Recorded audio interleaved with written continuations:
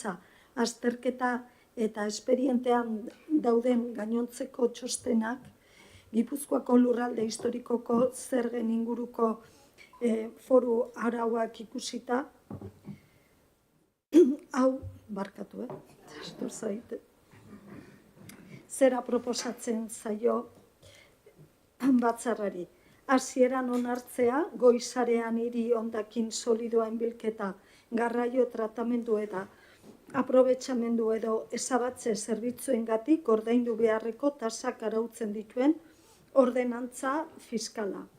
Erabaki hau, jende aurreko informazio tramitean jartzea, mankomunitateko iragarki taulan jarrita eta Gipuzkoako aldizkari ofizialean eta Gipuzkoako egunkari edatuenetako batean argitaratuko diren iragarkien bidez eta 30 laneguneko epea zabaltzea.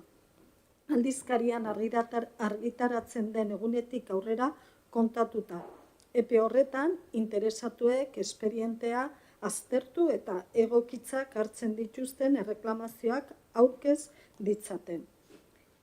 Jende aurrean egoteko epe hori amaitu ondoren eta erreklamaziorik ez bada aurkeztu, betiko onartutzat emango da ordenantza aldatzeko akordioa ordura arte hasieran onartua zegoela.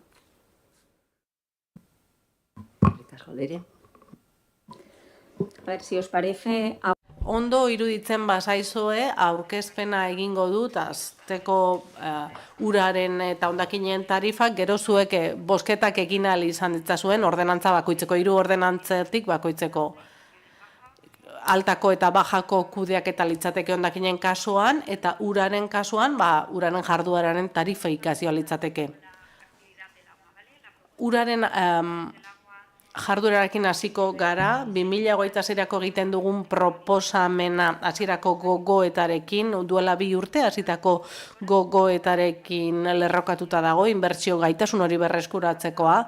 Taulan ikus dezakezuenez, igoera bat, 7,5ko igoera bat eta 105ko igoera bat onartu zen, hori litzateke 2 euro inguru duela 2 urte eta euro bat 36 zentimo iaz, 4 personako familia batean eta 14 metro kubikoko kontsumo batekin.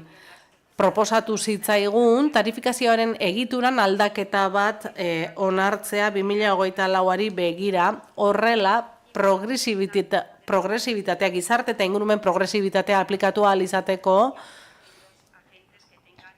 horrela kontsumo handiagoa edo gehiegizkoa duten agenteek prezio hori ordan dezaten eta lerro horretan egin dugu laun aurten tarteetako tarifikazio bat aplikatu ahal izateko urrengo urteari begira, 2026ari begira. Atalen araberako fakturazioaren helburuak dira alde batetik aurrezkia sustatzea eta kontsumo jasangarria sustatzea, metro kubikoko prezioa areagotuta goi mailako tramo horietan, pixka bat zigortzeko nolabait esango genuke gehiegizko kontsumoa, eta bestetik eraginkortasuna efizientzia ere sustatu nahi da kostu txikieneko tramo horiek sarituz, eta etxeen gaitasun ekonomikoari ere egokitzea. Tarten araberako tarifekin ingurumena zainduko genuke hobeto, tarifa sistema horrek ur kontsumoa txikitzera animatzen baitu eta horrek aldi berean baliabide hidrikoak gordetzen eta oreka hidrikoa babesten laguntzen baitu, kontsumitzaileak ere aurrezkia lortzen du bere fakturan, batez ere kontsumoa kudeatzen duten erabiltzaileen kasuan, eta gainera familia bakoitzaren egoeretara egokitzeko aukera ematen digu, pertsona gehien dituzten etxeetan ere egokitzeko. Eta aurten arte bereizitako tarifa bat genuen, gizarte tarifarako, horri eutsi egingo diogu datorren urteari begira, ez kaltetzeko familia ugariak, baina tarifa berezi bat txertatu dugu familia ugarientzat, kuota finkoak eta kuota aldagarriek prezio berak izango badute ere, lehenengo bigarren eta hirugarren tartearen tarifa handiagoa izango da, etxebizitza arrunt batekin alderatuta etxebizitza arrunt baten batez besteko jende kopurua 2,5 pertsona izango lirateke familia unitate bakoitzeko. Ikusten da, etxebizitzen 60%an 3 pertsona baino gutxiago bizi direla, eta datu horiekin jokatu dugu guk eta horrekin egin dugu azterlana, hori oinarri hartuta. Zergetan egin dugun ahalegin hori, azken urteetan esan dugunaren ildotik, gastu korronteak edo ohiko gastuak estaltzeaz gain, inbertsioen 10 urteko plana betetzen laguntzen du, horrela gure azpiegiturak eguneratu ahal izateko egungo arauetara egokitzeko, gero klima aldaketaren eragina minimizatzeko azpiegitura hidraulikoak ere abian jarri ditugu, eta uraren jardueraren prozesuak digitalizatzeko lan egiten ari gara pertearen barruan, espero dugu. Urte amaierarako 7 milioietatik 3 milioiak exekutatu ahal izatea. Ura mugaz gaindiko proiektuari dagokionez, hor burularri sartuta gaude, eta datorren urteari begira mugaz gaindiko proiektu hori amaitzea espero dugu, eta saneamenduko kolektorioiek berreskuratzea, mauken bidezko berreskuratzearekin Santiago inguruan. Horregatik, orain, uraren tarifa azalduko dugu, 2026 urterako tarifa, ondoren hondakinen jardueraren tasak tarifak azalduko ditut, eta gero ordenantza fiskaletan, zerga ordenantzetan, bai urarekin, bai hondakinekin lotuta egon diren aldaketak azalduko ditut uraren tarifaren aldaketek eragindakoak. Horretarako, plataformaan, informazio guztia jarri dizuegu alde batetik beteanen ziurtagaria, zeinak adierazten duen 2026ko tasek ez dituztela estimatutako gastuak gainditzen, baina ustiak eta gastuek ez dituzte amortizazio teknikoen 100% jasotzen, azken urteetan gertatu den bezala, baina hondakinen kasuan bai jasotzen da, jasotzen dira amortizazioen 100%, legean ezarritakoari jarraikiz. Legeak esaten baitu ezin dela defizitik egon tarifak ezartzerakoan kostuen arabera. Txosten juridikoa ere jarri dizuegu hor, txosten horretan konsiderazio juridikoak eta aldaketak sartu ditugu, aurkezpen honen amaieran, laburpen txiki bat egingo dizuet, 3 ordenantza fiskalak, zerga ordenantzak ere hor daude, altako kudeaketa eta bajako kudeaketa hondakinena eta urarena. Uraren tarifikazioari dagokionez, tarifa egitura aldatzea proposatzen dugu, eta fakturazio lineal batetik metro kubiko guztiei prezio bera aplikatzen zitzaien lineal horretatik, datorren urteari begira, tarteak hartuko dira aintzat. Hau da, prezioa aldatu egingo da kontsumoaren arabera, 3 tarte egongo dira, eta egitura berri horri esker, kendu egingo dira orain arte genituen 2 tarifa desberdin. Orain arte genuen konbi jardin tarifa eta konbi piztina, konbi igerilekoak. Orain ulertzen da tarten araberako tarifaren egiturak kontsumoen araberako prezioak finkatzen dituela. Etxebizitza horiek beste arruntez bestelako tipologia bat baitute. hemen mantendu egin da termino orokorren tarifa. Edo egitura aldatu egin dugu, baina jarraituko dugu gastuen 40% estaltzen, eta 60% saneamenduarena, eta gero hor kuota finkoak eta aldagarriak dauzkagu. Finkoekin bilduko da 135, eta hori ez da aldatuko, datorren urtetik aurrera, eta tarifarekin, aldagarriarekin 165 bilduko da, baina prezioen banaketa kontsumen araberakoa izango da, eta aldatu egingo da lehen esan bezala. Hurrengo taulan ikusten duzuenez, etxe blokean 3 maila 3 tarte daude, 7 metro kubikora arte hilabetean, urrongo tartea litzateke 8 metro kubikotatik 14, eta hirugarrena litzateke 15 metro kubikotatik aurrera, hilean beti. Tarte horiek ezartzeko, lehen esandakoa aztertu dugu, ikusi dugu etxe bizitzen 60%an 2,5 pertsona bizi direla, etxe bizitza bakoitzeko, eta aintzat hartu da lehenengo tartean egongo liratekeela erabilera jasangarria egiten duten guztiak. Erabilera jasangarria da biztanleko 80 litro egunean kontsumitzen dutenak. Alto para esta tipología de viviendas. Eta kontsumo handi bat egiten dutenak lirateke 150 litro kontsumitzen dutenak egunean biztanleko. Eta hirugarren tartean kontsumea litzateke gehiegizkoa 2,5 pertsonako etxe bizitzako, eta kontsumo horiek lirateke 130 litrotik gorako kontsumoa biztanleko eta eguneko. Pixka bat uler dezazuen, gure eskualdean, bai Irunen, bai Hondarribian, 110 litro kontsumitzen du bataz beste biztanle bakoitzak egunean. Horregatik, esango genuke, kontsumoa arrunta, normala dela bai Irunen eta bai Hondarribian.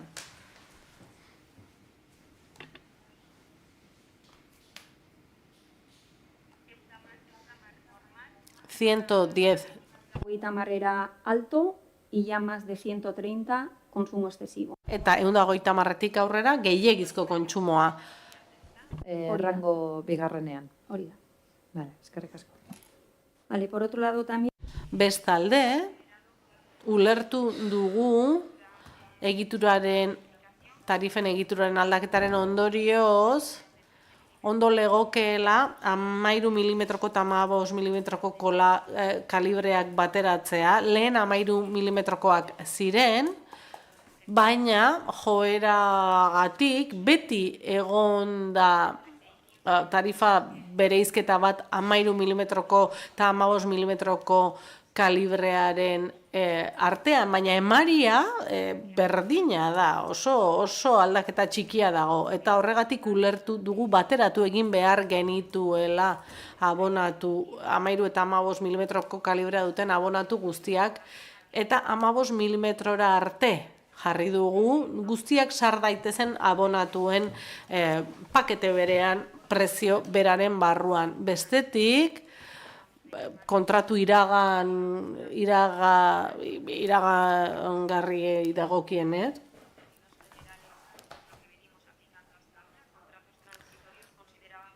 kontratu transitorioak ziren guretzat ur hornidura eskatzen zutenak egoera jakin batzuetan, baina ez zituztenak betetzen behin betiko kontratu bat egiteko baldintzak, edo aldi baterako kontratuak egiteko baldintzak, adibidez obra batean. Kasu hoietan kuota finkoa berdina da,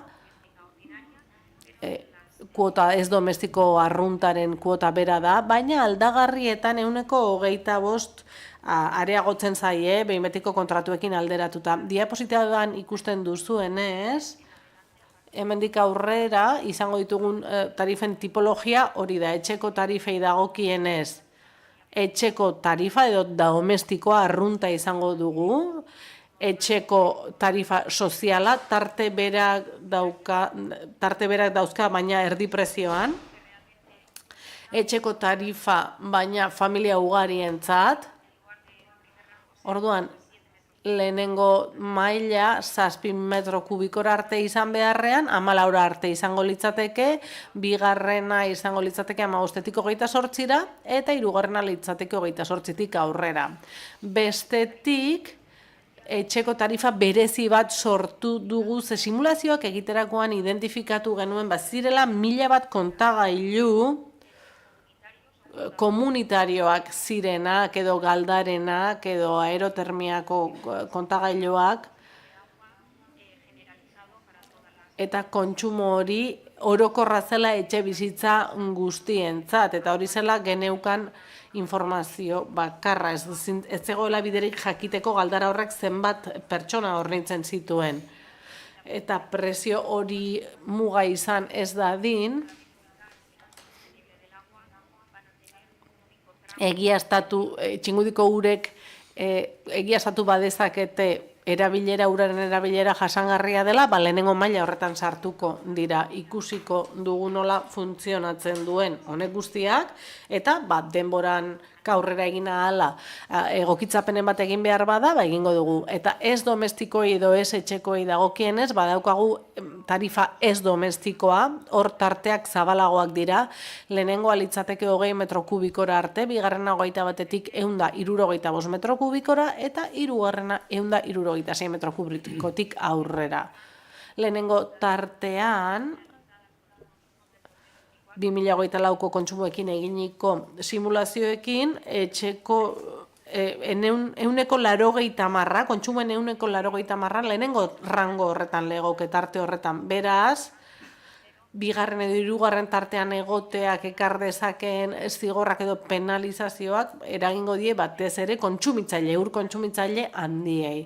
Bestetik, eskaera bat egin digute, iaz egin ziguten, azkeneko momentuan egin ziguten eskaera bat, ia tarifak formalizatuta genituenean, eta eskaera hori nekazaritza eta abeltzaintza sektoretik etorri zitzaigun.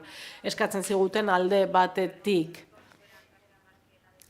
prezioak sektore horientzat etxekoen prezio berak izatea, eta bestetik tarteak ez izatea hain mugatzaileak, ez domestikoan bezain mugatzaileak. Kasu horretarako etxekoen prezioak hartu ditugu, aintzat eta bitarte bakarrik jarri ditugu. Lehenengoa 20 metro kubikora arte litzateke, eta bigarrena 21 metro kubikotik aurrera.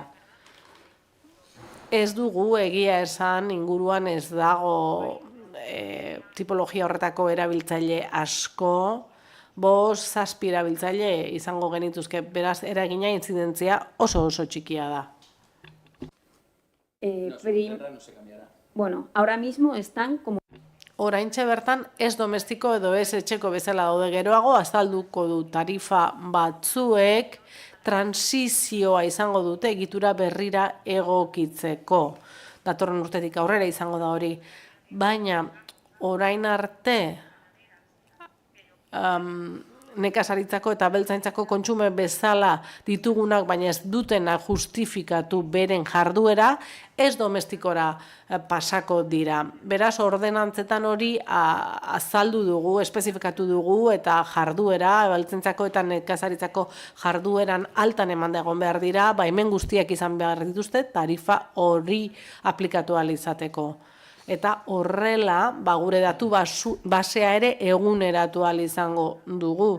Gertaliteke duela 30 urte eman bazuten alta, guk ez eskatu izana gaur egun jarduerak, nekazaritzako eta abeltzaintzako jarduerak behar dituen eskakizun horiek guztiak. Barkatu baino mikrofonora ez badu hitz egiten ezin dugu itzuli.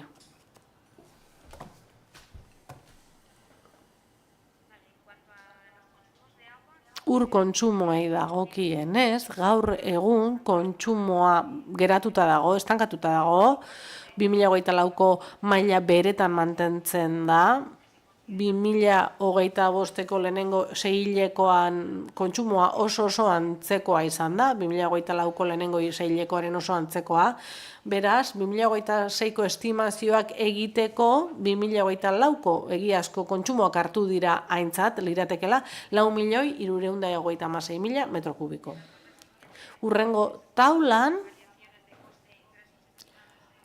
kostuen eta diruzarren arteko aldaketak ikus daitezke, 2025koak eta 2026koak, ez naiz gehiegi geratuko honetan, partida batzuk igo egin dira, beste batzuk jaitsi egin dira, hornidura nabarmen jaitsi da, eta hori da egiten ari garen ekintzen ondorioz, eguzki plakak jartzen ari gara, eta mikroturbinak ere jartzen ari gara urtangen sarreran, finantza gastuak ere behera egin dute, eta horrela, zergekin edo tasekin, 11 milioi baino pixka bat gehiago estali beharko genuke, hori litzateke 4,6%ko igoera bat, baina datorren urteari begira, aintzat hartuta tarteen araberako tarifak ezarriko ditugula, 100 honek ez du informazio handirik ematen, eta perfilez perfil begiratu beharko genuke ze eragin duen herritarren fakturan. Adibide batzuk ere jarri dizkizuet ikusteko herritarraren fakturan ze eragin izango duen hilabete bukaeran. Proposatutako tarifak 104 igota, maileguak amortizatu ondoren aurre egiteko dugun inbertsioa 1.860.000 eurokoa da, aurreko urteen zifren oso antzekoa, eta horrekin oraindikan geratuko litzaiteke tasetan sartzeko 2.300.000 euro horiek. Baina ez ditugu igo, ze bestela inpaktua oso handia litzateke tarifan. Eta 2026ko aurrekontuak aurkeztean inbertsioak gehiago zehaztuko dituguna doarren, aurten amaituko dugu errandoneako depositoko birgaitzen lan horiek amaituko ditugu, prentsaurreko ere prestatzen ari gara depositori aurkezteko. Horretaz gain, Hondarribiko erdialdeko uraren banaketa hori berritzen ari da, Jaizkibel etorbidetik, eta gauza bera Arrantzale auzoan, Irun, Santiago kalean eta Hondarribian ere hor saneamendua eta hornidura sareak ere berritu dira ia. 2026an, Anakako bigarren faseko hornidura eta saneamendua sareak berritzen ari dira, eta sareak berrituko dira baita ere Pasaia kalean Hondarribian, eta San Miguel Anakan Irunen. Bestetik, Irungo Bentaseko ura banatzeko lerro nagusiaren obra hasita dago, Olaberriko auzoko landagunea hornitzeko ere hor pendiente dago, Endarako y medio, 2 meses. Endarako urtegiko etxola ere birgaitu egingo da, eta 2026an amaituko dira uramugako obrak eta digitalizazio proiektuak. Eta hasieran esan bezala, 2026ko ekitaldirako uraren hilabeteko faktura etxe bizitza arrunt batean, eta kontsumo eraginkorra egiten duen etxe batean, 2026an izango da 17,86 eurokoa hilean, hori betik aintzat hartuta, etxe horretan 3 pertsonatik bera biziko liratekela eta 90 litro kontsumituko lukeela biztanleko eguneko. 2025an 13 kalibrekoek 17,30 orainduko lukete eta 15 kalibrekoak 19. Beraz, 13 kalibrekoek aurreztu egingo dute dirua eta 15koek pixka gehiago ordainduko dute. Hainbat profil ikusiko dituzue, etxebizitza tipologia bera hartu nahi izan dut oinarri, 2,5 biztanlekoa etxe bizitzako, hori baita erabiltzailea arrunta, eta inpaktua ikus dezazuen, hau da, erabilera jasangarria arrunta edo gehiegizkoa izan duten arabera, hemen alderatu nahi izan dut. 110 litroko kontsumoarekin, hilabete amaieran, 19,80 faktura jasoko lukete hilabete amaieran. Hau da, 2 euro gehiago hilabeteko. Aurreko urteko fakturarekin alderatuta, 13 kalibrekoek euro bat gehiago ordainduko dute, eta 15 kalibrekoek euro bat gutxiago.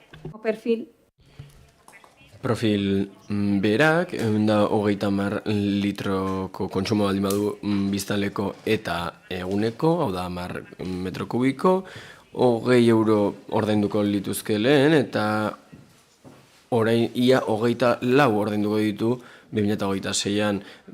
2025an 13 kalibrekoek 22,5 ordaintzen zuten dena den, eta 15 kalibrekoek 24,12. Hor ikusten dugu gutxi gora bera eta gutxika pertsona bakoitzean honek tarifa berriak daukan eragina eta kontsumo handitzak daukan inpaktua. Ia 8 euro pertsonako ordainduko lirateke kontsumo txikiarekin eta kontsumo handiarekin aldiz 9,5 euro pertsonako eta hilabeteko. Eta azkenengo kate begiragoaz, kasu berezi batera. Hau da, pertsona batek ur gehiegi kontsumitzera. Esaterako pertsona batek 200 litro kontsumitzen baditu eguneko, igerileku bat baldin badu esaterako, eta 2026tik 33 eurotik gora ordaindu beharko ditu pertsona eta hilabeteko,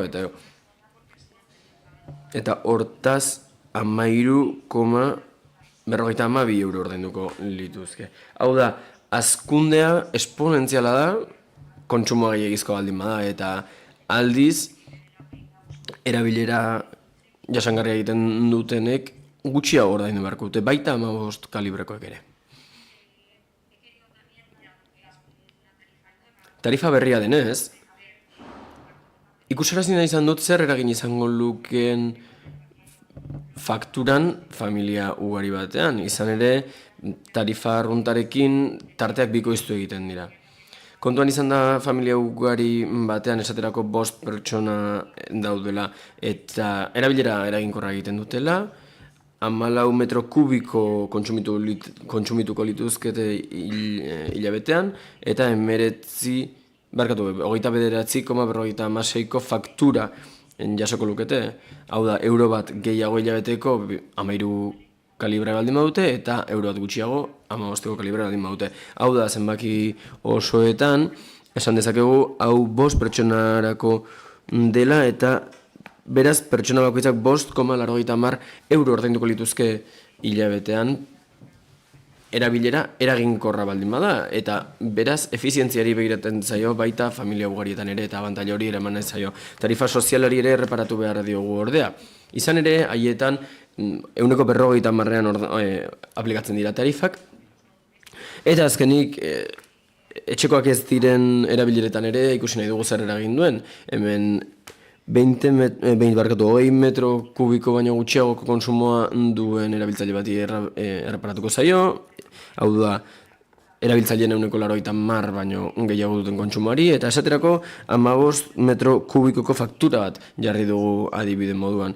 Faktura 46 eurokoa izango litzateke, eta 2025an aldiz 45koa 13 kalibrerako, eta 48koa 15erako. Hau da, kalibraren arabera, 80 zentimo gehiago ordainduko dute hurrengo urtean, edo 2 euro gutxiago hilabetean. Eta hau da egin nahi nuen azalpena, izan ere tarifen egitura aldatu egin da, uraren kasuan, eta zalantzarik badaukazue, galdetu.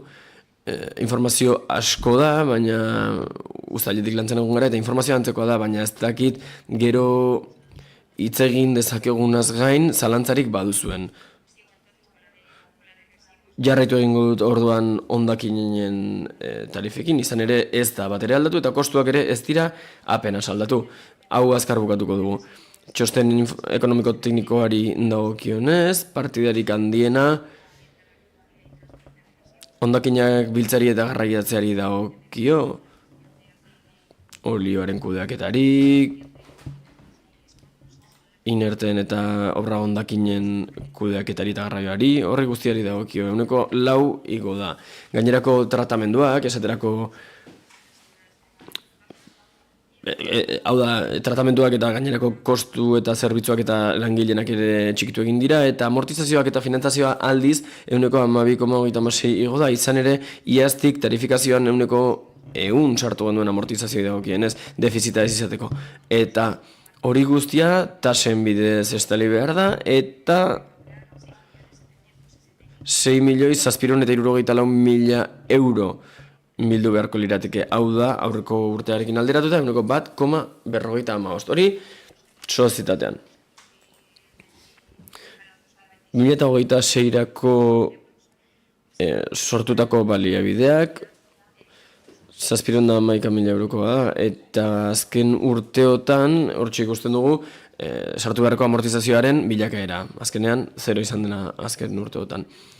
Mankomunitatearen zenbat espenei dagokienez, kontuan izan da 2025ko lehen seihilekoan 9.847.000 tona bildu zirela,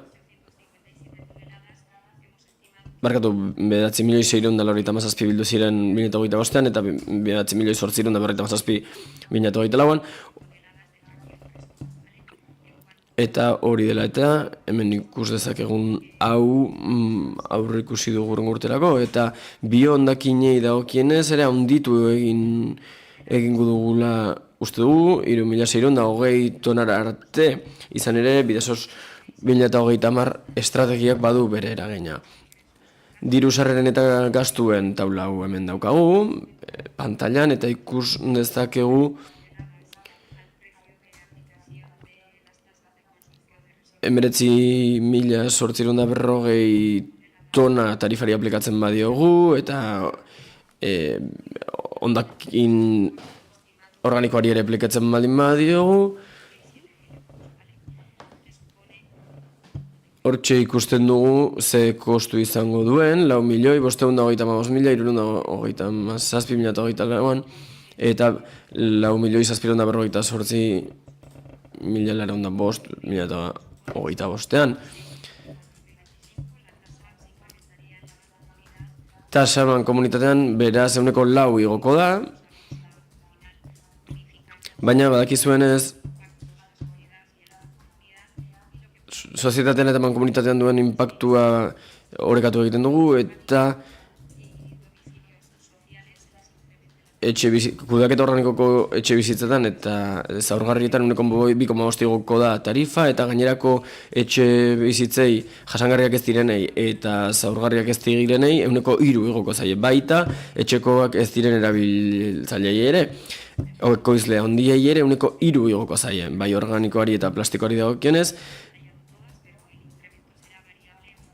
baina gainerako hondakinen eta garbigunen kasuan aldakorra izango da kostu errealaren arabera egingo baita. Esaterako garbigunean ia 5 igo behar dugu hondakin mota bakoitzean, izan ere kanpo kudeatzaileen kostua igo egin da. Eta horrekin guztiarekin hemen daukagu azken urteotako tarifen bilakaera. Hor familiek hondakinen gaikako bilketari heltzen diotela suposatzen da, eta hor ikusten dugu gero eta handiagoa dela bilakaera tarifikazioaren aldea, barkatu ere ezberdin gero eta handiagoa da organikoa bereizten duten eta bereizten ez duten familien artean, beti gauza bera diot.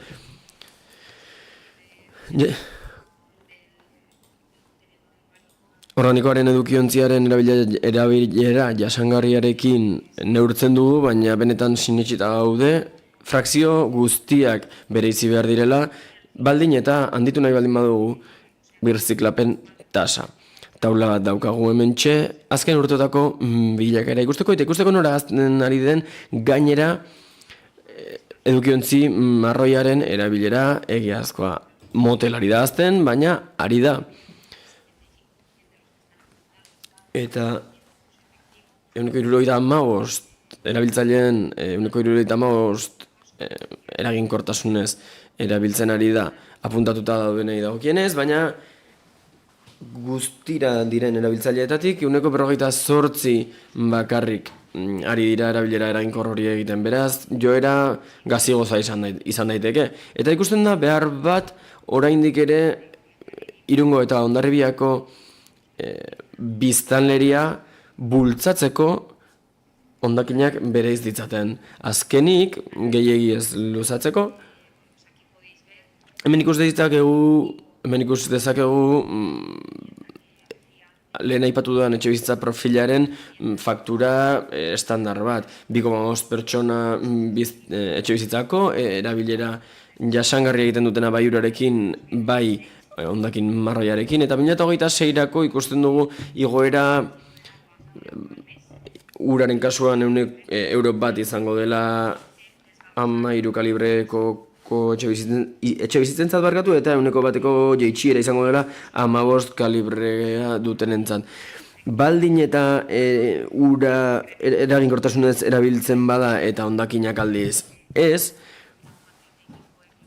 13 kalibrearekin 1,35 euroko igoera egongo da, eta 15 kalibre dunentzat 63 zentimo besterik ez da jaitsiko. Beraz, laburtzeko hondakinen alorrean, ordenantza fiskalean egin diren aldaketek apenas ez dute aldatu ez fakturazio eguterik, ez tarifen beste alderdirik. Eta urari dagokienez, ordenketa zaurgarrirako behartuta daudenen definizio aldatu da, eta tarifa sozial izendapena mantzaie, eta 6 tarifa definitu dira. Etxekoa, soziala, berezia, etxekoa ez dena, familia ugaria, eta nekazaritza eta abeltzaina, eta 11. artikuluan garatzen dira ze erabilera eta ingurua aplikatzen zaizkien. 6, 7, 8 eta 9 artikuluetan ere aldaketak egin dira tarifa egitura berria ezartzeko, eta 8 eta 9 artikuluetan behin betiko eta aldi baterako tarifak aipatu beharrean, behin betikoak eta iragankorrak aipatzen dira. Xedapen iragankor bat ere jasotzen da, azaltzeko nola aldatuko dira gaurko tarifak datozen tartekako tarifetarako, eta kalibreak, 13 eta 15 kalibreak bateratu egin dira, 15 arteko kalibreak kategoriapean. Eskerrik asko, Leire. Ez dakit beste zalantzarik baduzuen, bestela pentsatzen dut hitza hartuko duzuela, eta jakizue orain batematek nahi badu hitza hartu dezakeela. Bestela puntuka bozkatuko dugu hemen daukagun hau, bestela nahi baduzue azalpen orokor bat eman dezakezu orain. Eta kontrara, bestela puntuka azal dezakezu. Hasi nahi baduzu? Guk esplikatzeatik ere gure bozka zein izango da, guk abstentzia bozkatuko dugu 3 puntuetan. Alde batetik positiboki ulertzen dugulako tramokako esfortzu hori uraren tarifak tramoka ezartze hortan. Bai ikusi dugu salbuespen eta tramoak berak ere aldaketa asko suposatuko duela, pertsona batzuengan edo kolektibo batzuengan, eta horren ondorioak ere aztertu behar direla, ze tramo batzuetako igoera oso handia izango da. Orduan ikusi beharko da, hasiera guztiak zailak dira, eta ikusi beharko da horren inpaktua. Baina, aldaketa variable asko daude, orduan ikusi behar da ere hori dena gero realitatean nola aurrera nola eramaten den. Residuen hondakinen aldetik uste dugu beste urteetan, atzeko urteetan ez bezala, igoera orokorra behintzat nahiko neurtua dagoela, ordan zentzu hortan positiboki ulertze ditugu. Baita ikusi dugu errefuxak hartzen duela gastoaren zama handi bat, 20.000 tona uste du direla errefuxa guztira, iduritzen zaigu sentsibilizazio kanpaina zaratago kantitate hori jetxi egin behar dela, eta uste dugu bilketaren sisteman ere aurrera pausoak eman behar direla errefuxaren kantitate hori jeisteko. Ze uste dugu tarifak ere horren araberakoak edo behintzat eragin handia daukala errefuxa kantitate horrek eta horren tratamentuak daukan kosteak, tarifak berak daukan kostea. Eta guzti horrengatik, 3 puntuetan koherentzia mantentzagatik abstentziora joko du. Eskerrik asko, Jana.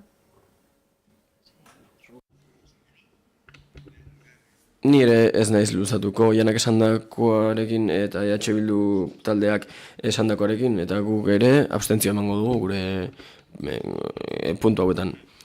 Guk aurka bozkatuko dugu, izan ere egindako aleginak gora bera eta aleginak baloratu arren, uste dugu herritarrek arna sartu behar dutela, tasak nahikoa altuak zirelako bestela ere.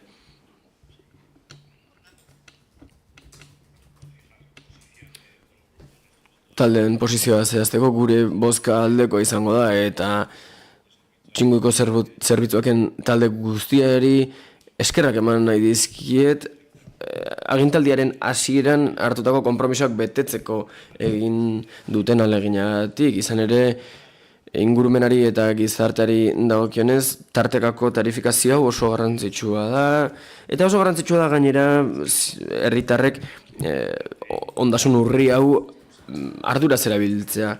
Interes horiek guztiak harmonizatu egin behar dira noski, baina noski ezin da mespretsatu entitate honek izan behar duen inbertsio gaitasuna. Izan ere, zerbitzu guztiak egokitu egin behar ditu 2 hirietan.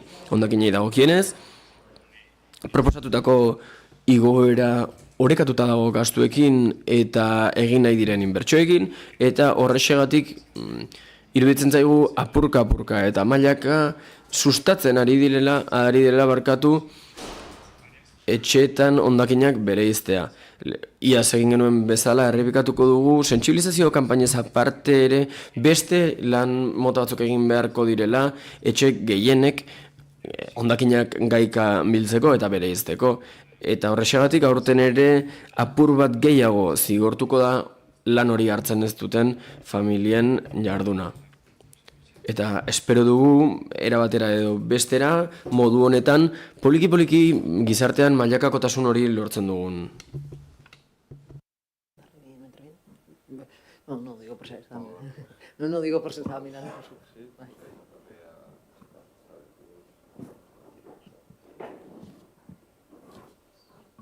De acuerdo, entonces pasamos a votar en. Lehen puntua bozkatuko dugu beraz, eta formalki bozkatuko dugu ezkezkatu.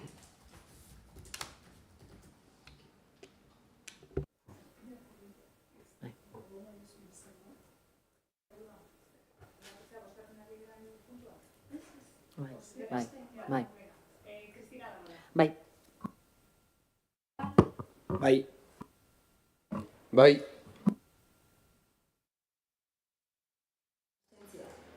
David Muñoz. Iñigo Manrique. Igor Remparan. Alde. Hortzi Alonso. Bai. Gonzalo Carrión. Bai. Maria Zago. Eta Garo Alekuona. Abstentzioa. Sí, votos sí. Votos a favor 69, en contra 6, abstenciones 22. En total 96. Queda aprobado. Pasamos. Honetxia, beraz, En bilketa, garraio tratamendu eta aprobetxamendu edo esabatze zerbitzuengatik ordaindu beharreko tarifak arautzen dituen ordenantzaren hasierako onarpenaren proposamena, propuesta de aprobación inicial de la ordenanza reguladora de las tarifas por la gestión en baja de la recogida, transporte, tratamiento y aprovechamiento o eliminación de residuos sólidos urbanos. Ay, Ana. Irailan 30ean, Servicios de Txingudi El día, veamos, visto el informe y según lo dispuesto en la norma foral 11 de 1989, se propone a la Asamblea de la Mancomunidad la adopción del siguiente acuerdo. Aprobar inicialmente la ordenanza reguladora de las tarifas por los servicios relativos a la gestión zerbitzuengatik ordaindu beharreko tarifak arautzen dituen ordenantza. Erabaki hau, jende aurreko informazio tramitean jartzea mankomunitateko iragarkia taulan jarrita eta Gipuzkoako aldizkari ofizialean eta Gipuzkoako egunkari edatuenetako batean argitaratuko diren iragarkien bidez eta 30 laneguneko epea zabaltzea. Aldizkarian argitaratzen den egunetik aurrera kontatuta, epe horretan interesatuek espedientea aztertu eta egokitzak hartzen dituzten erreklamazioak aurkez ditzaten. Jende aurrean egoteko epe hori amaitu ondoren eta erreklamaziorik ez bada aurkeztu, betiko onartutzat emango da ordenantza aldatzeko akordioa ordura arte hasieran onartua zegoena. Behin-behinean onartutako B-sarean hiri hondakin solidoen bilketa, garraio, tratamendu eta aprobetxamendu edo ezabatze zerbitzuengatik ordaindu beharreko tarifak arautzen dituen ordenantzaren inguruan Euskadiko prezioan batzordeari txostena eskatzea. Eskerrik asko, Ana.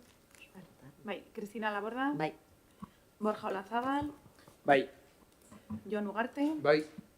Gorka Álvarez. Bai. Ollana Briones. David Nuño. Íñigo Manrique. Igor Emparan. Hortzi Alonso. Gonzalo Carrión. Noemí ez dago. Eta Garoa Lekuona. Vale. Kalkulua. Den bezala, aldekoak 79, kontra 6, eta abstentziako 22, guztira 97. Aprobado. 3. puntua. Saneamendua eta auraren ziklo integralari loturik emaniko zerbitzuengatik ordaindu beharreko tarifak arautzen dituen ordenantzaren hasierako onarpenaren proposamena. Propuesta de aprobación inicial de la ordenanza reguladora de las tarifas por abastecimiento de agua, saneamiento y demás servicios prestados en relación con el ciclo integral del agua. Mankomunitatearen batzarrari zera proposatzen zaio. Hasieran onartzea hornidura, saneamendua eta uraren ziklo integralari loturik emaniko zerbitzuengatik ordaindu beharreko tarifak arautzen dituen ordenantzaren proiektua. Erabaki hau, jende aurreko informazio tramitean jartzea mankomunitateko iragarki taulan jarrita eta Gipuzkoako aldizkari ofizialean eta Gipuzkoako egunkari edatuenetako batean argitaratuko diren iragarkien bidez eta 30 laneguneko epea zabaltzea. Aldizkarian argitaratzen den egunetik aurrera kontatuta. Epe horretan interesatuek espedientea aztertu eta egokitzak hartzen dituzten erreklamazioak aurkez ditzaten. Jende aurrean egoteko eperui amaitu ondoren eta erreklamaziorik ez bada aurkeztu, betiko onartutzat emango da ordenantza aldatzeko akordioa ordura arte hasieran onartua zegoena. Behin-behinean onartutako ordenantza Euskadiko prezioen batzordeari txostena eskatzea. Cristina Laborda. Bai. Vale. Borja Olazabal. Bai. Jon Ugarte. Bai. Gorka Álvarez. Bai. Ollana Briones. David Nuño. Íñigo Manrique. Igor Emparan. Hortzi Alonso. Gonzalo Carrión. Noemí ez dago. Eta Garoa Lekuona. Vale, guztira, aldekoak 79, kontra 6, eta abstentziako 22, guztira 97. Queda aprobado. 4. puntua, hiri hondakinen kudeaketa arautzen duen ordenantzari aurkeztutako alegazioen ebazpen eta behin betiko onarpen proposamena, propuesta de resolución de alegaciones y aprobación definitiva de la ordenanza reguladora de la gestión de los residuos urbanos. Con fecha... Sí, Ana, sí, Ay, perdona. barkatu. No, que no me había dado cuenta, Ana, sí, lee la resolución, sí. El dictamen, no la resolución. Con Irizpena pasako dugu orain. 2024, la Asamblea de la Mancomunidad de Servicios de Txingudi acordó aprobar inicialmente 20an, Txingudiko Zerbitzuen Mankomunitateko batzarrak erabaki zuen hasiera batean onartzea aipatutako ordenantza berria. Ikusi da, jendaurreko informazio aldian 2025 Koenbalajes Espainiasa Sozietatearen eta Hondarribiko Ostalaritza Elkartearen alegazio idazkiak jaso zirela. Jendaurreko informazio aldia amaitu ondoren, Irungo udaleko hirigintza mugikortasun eta garapen iraunkorreko zuzendariaren txosten teknikoa jaso zen, ekarpenak eta alegazioak egiten zituena.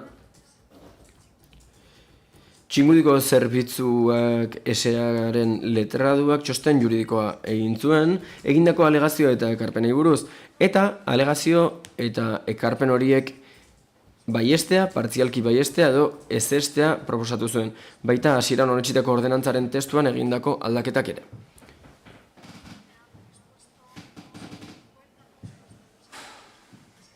Toki araubidearen oinarriak arautzen dituen 7.985 legearen 47/49 eta 70. Artikuluetan xedatutakoa aintzat hartu zen, baita Txingudiko Zerbitzuen Mankomunitatearen estatutuetakoa 13. eta 16. artikuluetan xedatutakoa. Horrenbestez, Mankomunitatearen batzarrari honako erabaki hauek hartzea proposatzen zaio. Txintzerren letraduak egindako txosten juridikoan oinarrituta, jendaurreko informazio aldian egindako alegazioak eta ekarpenak ebaztea. Txosten hori baliagarria da erabakia jarro zaitzeko eta arekin batera jakinaraziko da modu honetan. Sociedad Ecoembalajes España S.A.k egindako lehenengo alegazioa eta bakarra ezestea. Hondarribiko Ostalaritza Elkarteak egindako lehenengo, 2., 3., 4. eta 5. alegazioak ezestea.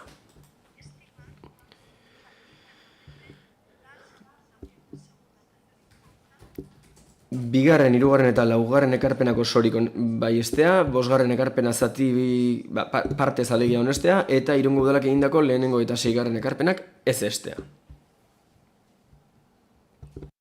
En segundo lugar, Bigarrenik, proposatu da Txingudiko Zerbitzu Mankomunitateko hiri hondakinen kudeaketa arautzen duen ordenantza behin betiko onartzea. Erabaki proposamen honekin batera doan testuarekin bat etorriz. Eta azkenik, hiri hondakinen kudeaketa arautzen duen ordenantza bera argitaratzea indarrean sartzeko legez aurreikusitako moduan. Eta gainera erabaki hau alegazioak egin dituzten sozietatei jakinaraztea ere bai.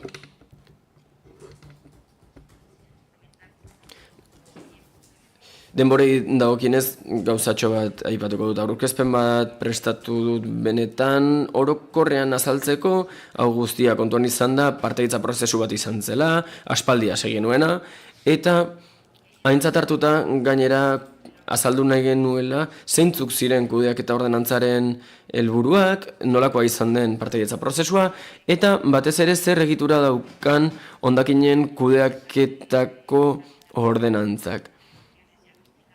Anak azaldu du alegazioen ebazpena, eta nahi baduzue luzatuko naiz, edo bestela nahi baduzue oroar laburtu egingo dut nolakoa izan den prozesua eta plataforma nahiko dut aurkezpena. Talderen batek ez badu zerarik eskatzen, azalpen gehiagorik, agian laburpenarekin nahikoa izango dugu. Badakizuenez, prozesu hau aspaldi hasi zen, duela urtebete baino gehiago, eta kontua zen indarreko ordenantzak 2021koak zirela, berrien bitartez, ekonomia zirkularraren printzipioa txertatu nahi izan da, hau da berrerabiltzea, murriztea, konpontzea, birziklatzea, produktuen bizitza luzatzea ere txertatu egin izan da, gure ordenantzan, eta bestalde lege referentzia guztiak eguneratu nahi izan dira, indarrean duen ordenantzetan zaharkituta zaudelako. Zerbitzua berritu egin nahi da gainera, gaur egun ematen denarekin alderatuta, izan ere aurreko ordenantzak ezpaitzuen aipatu ere egiten hondakin organikoaren kontu hori eta garbiguneak ere ez zeuden behar bezala aipatuta. Horrez gain, ekitaldi publikoetan, industriagunetan eta sortzaile handietan gaika biltzeko eta bereizteko derrigortasuna ere sartu da. Modu honetan, hondakinak kudeatzeko eredu eraginkorrago, sentikorrago eta konprometituagoa sustatu nahi izan da berziklapenari dagokionez. Hau izan da prozesua eta honekin amaituko dut, ez naiz zeran egituran sakontzen hasiko. Hasieran kontaktu bat egin genuen, aurreko kontsultatzuk egin genuen ekarpena egin zezaketen zerekin, eragileekin, hondakinen alorrean ekarpena egin zezaketen horiekin, eta gero lehen kontsulta horiek argitaratu egin genituen gure webgunean, eta emailak ere bidali genizkien auzo elkartei eta hainbat interestaldei, eta horietatik zenbait ekarpen jaso genituen. Horrekin guztiarekin, lehen zirriborroa egin genuen, eta iazko abenduan hasierako onespena eman genion, asamblean, eta jendaurreko aldi bat hasi zen. Han aurkeztu ziren hanak aipatutako alegazioak, eta une horretan, edo beto esan da, une honetan fase horretan gaude. Alegazioak argitzean, ebaztean, eta ordenantzaren testua amaitzean. Alegazioak ebatzi dira, gaurko egunez ebatzita gelditu dira, eta asmoa da aldizkari ofizialean argitaratzea testua, eta handik 15 egunera, alegazioak egiteko ematen diren 15 egunetara, indarrean sartuko litzateke ordenantza berria.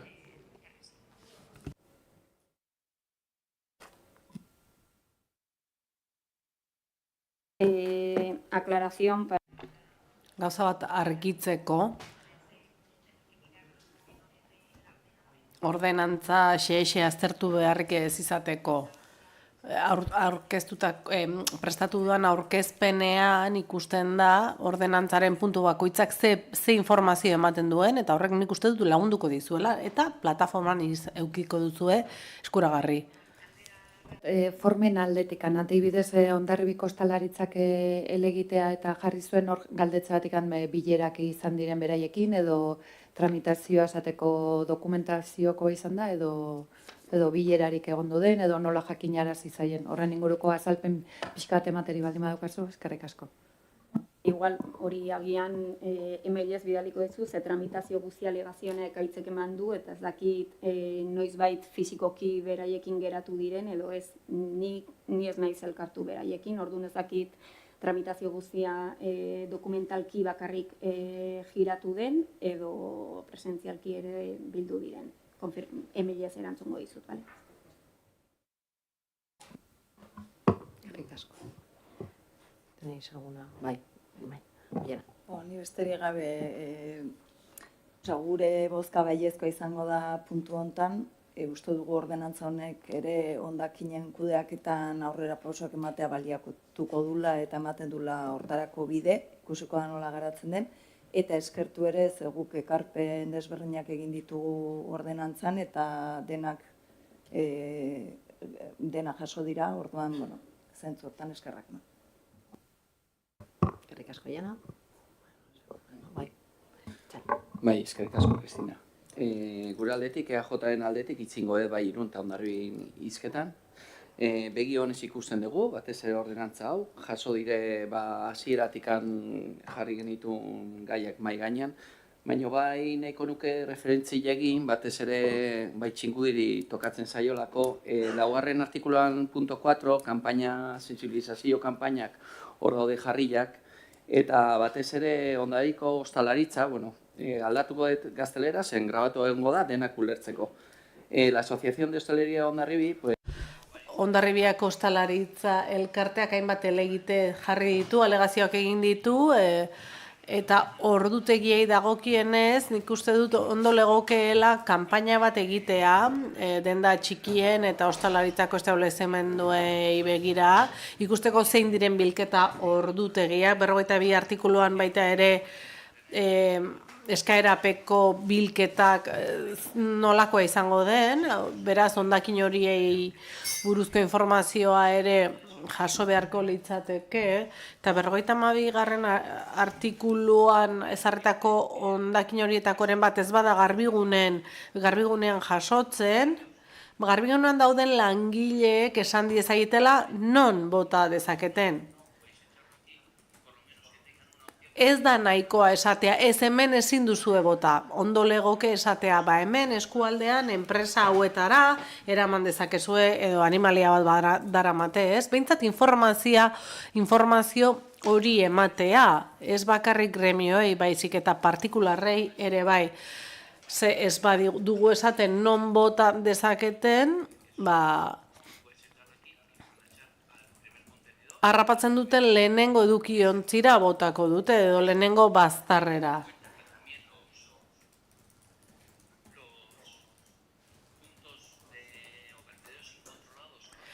Kontrolgabeko zabortegiei ere zehapenak edo isuna jarri ahalko zaizkiela ikusita, ondo legoke jakitea bakoitzak ze zigor mota edo ze zehapen mota jasoko lukeen, ez badu behar bezala kudeatzen hondakina. Eta gero, Oianak esandakoa azpimarratu nahiko nuke.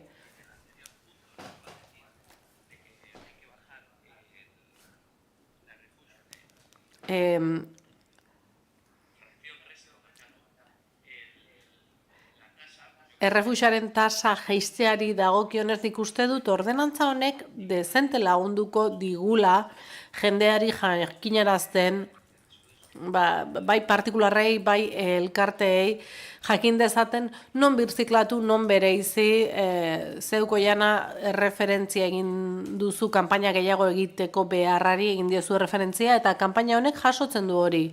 Eta Podemosi erantzutearren, abstentzio boto hori hemen dago jasota, ez? Kanpainak egitea oso ondo, oso begionez ikusten ditugu, baina izan daitezela kanpaina ulerterrazak, simpleak. Bai Hondarribiako, bai Irungo ostalaritzako sektoreak hondakin asko sortzen dute, eta ea honekin, kanpaina hauekin eta ordenantza hauekin, erantzun diezaiek egun. Beraz, hori gure bozka aldekoa izango da. Eta espero dut gure ekarpenak jasoko dituzuela kanpaina horiek egiteko. Por aclarar, pero... Nik argitzearren, nik aurreko puntuan esan dudana zen sentsibilizazio kanpainak egiteaz gain, beste neurri batzuk ere ezartzea, ez? Biltzearekin eta biltzeko moduarekin lotuta daudenak. Hemen egin ditugun ekarpenen zati bat lotuta dago digitalizazioarekin, eta hondakinak beste modu batera jasotzeko edo biltzeko moduarekin, eta nik uste esan nahi nuena da horrere aurrera pausoak eman behar direla, eta gero tarifa bidezkoagoak ezartzea hitz egin dut.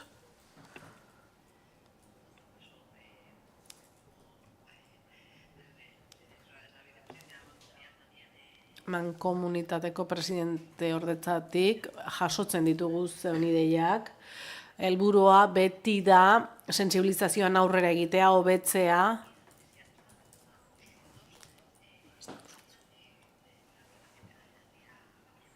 Oianak egindako ekarpenetatik harago hemen ere ari gara ideiak biltzen, eta uste dut datuak ere baditugu hor, Leirek ekartzen dizkigun datuak, batez ere memorian.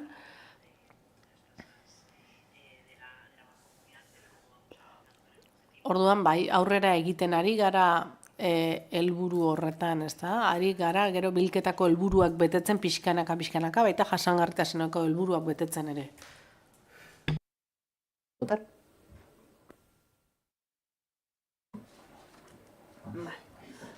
Cristina Laborda. Bai.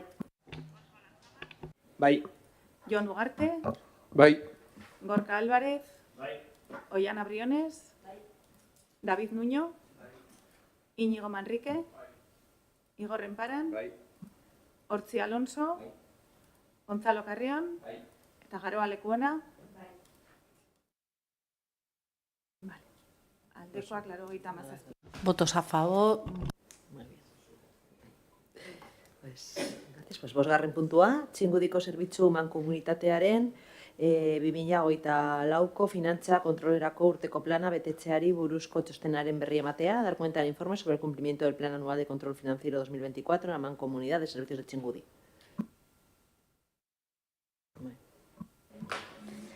Bueno, brevemente el último punto, ¿vale? Labur azkeneko puntua.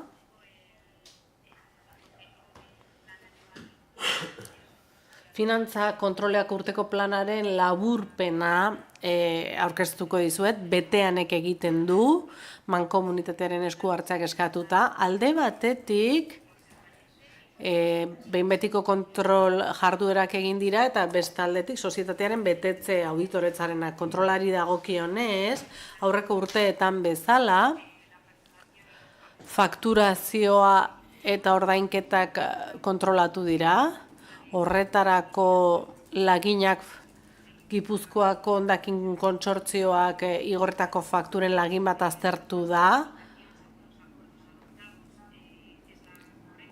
Ikusteko zuzen egin diren, aztertzen da aldizkari ofizialean argitaratutako tarifak dagozkionak diren, erregistratutako hondakin volumena ere dokumentuetan edo pixatze dokumentatan adirazitakoa den ere egiaztatzen da, eta azkenik egiaztatzen da faktura bat koitzean erregistratutako hondakinen volumena guztizko batuketarekin bat datorrela, eta horrekin guztiarekin ondorioztatzen da aztertutako faktura guztietan ezarri direla boletinean ezarritako tarifak, eta ez dela aurkitu alderik batuketa horietan bestetik, betetzea ikuskaritzari dagokionez, hainbat egiaztapen egiten dira, alde batetik kontratazio publikoaren betetzearen auditoretza egiten da, gero langileak hautatzeko prozesuak ere aztertzen dira, eta familia zaurgarriei ezartzen zaizkien tarifak ere aztertzen dira. Txingudiko zerbitzuetan hainbat kontratu aztertu dira, 2024an formalizatutako hainbat kontratu. Hor txostenean dago zerrenda, ez dut banan-banan, ez ditut bakoitzak, ez ditut banan-banan aztertuko, baina gomendioak, beteanek eginiko gomendioak aipatuko ditut, esaten diegu kontratazio guztietan justifikatu behar dugula ezin direla lote txikiagoetan banatu, beraz hori egiten hasi behar dugu edo hori justifikatzen hasi behar dugu. Kontratatzailearen profilean zegoen dokumenturen bat zegoen sinatuta, hori zuzendu egin behar dugu eta hurrengo saioetan saiestu, eta kontratu txikiei dagokienez proposatu digute justifikazio informean, kontratazioa eskatzeko justifikazio txostenean, ondo azaldu behar dugula kontratuaren xedea ez dela aldatu. Formalismo bat da, baina hori guztia kontuan izan beharko genuke aurrerantzean. Beraz, ondorio gisa, txostenak dioen bezala, sozietateak nahiko ondo bete du, administrazio kontratazioa dagozkien helburuak, beste bi hautaketa prozesu aztertu dira, bat behin betiko langileentzat eta bestea behin behinekoentzat, teknikari ekonomiko-administratiboko prozesuari dagokionez aztertzen ditu kasu guztiak, aldi baterako langileen kasuan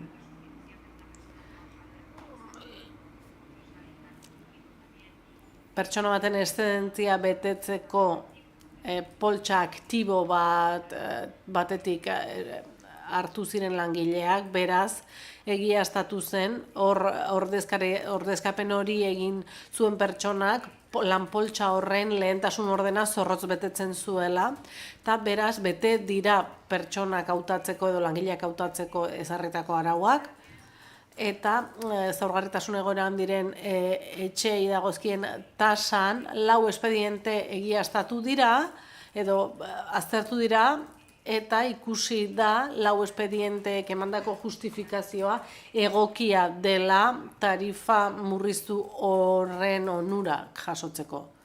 Eta hori da guztia. Informe. Ez dakit norbaitek galderarik baduen. Punto 6.